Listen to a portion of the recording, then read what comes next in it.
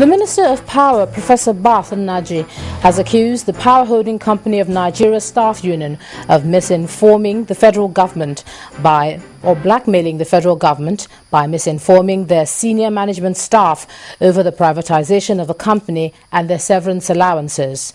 Now, briefing State House correspondents after the presentation of the performance of the ministry on the 2012 budget, Professor Nnaji wondered why the union wants the government to exempt them from the nation's pensions laws so that they can illegally collect pensions.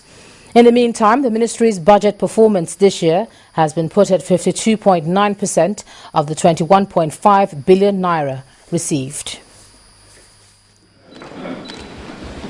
It was the turn of the Minister of Power to present his scorecard to President Goodluck Jonathan on the performance of the 2012 budget. The National Assembly approved 78.4 billion naira in 2012 for the power sector.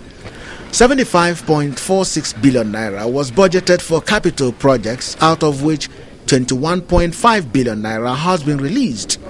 The amount utilized is 11.4 billion naira, representing 52% performance. The Minister of Power enumerated some of the projects targeted by the main ministry to include 17 small and medium power projects, the transmission companies, how to ensure stability and reduce system failures, expansion of distribution networks, and resuscitation of the Rural Electrification Agency. He also projected into 2013 plan and the need to complete the over 156 projects that are ongoing, and the transition into private sector participation, as well as the need to develop alternative sources of power. March of next year, April of next year, you won't have the same problem you had this year. And mark you, government promised that from July of this year, you begin to see increase in power supply, and sure enough, you have begun to see increase in power supply. So what we tell you, we said just watch, and watch what we say, and what we do, and the outcome of what we do.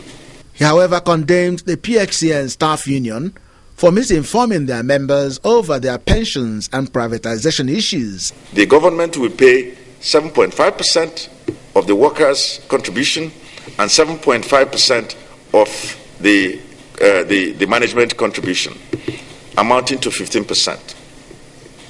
What the union is saying is, no, we would like for 25% to continue to be paid and let the workers not pay anything. Unions don't act this way. They don't act this way because you have unions in all sectors. It's just that the PACN union, they are constituting themselves as outlaws. The presidency insists that proper standards are set in the administration and that priorities in terms of service delivery are also met. Chukwuma Onwekusi, Channels Television News.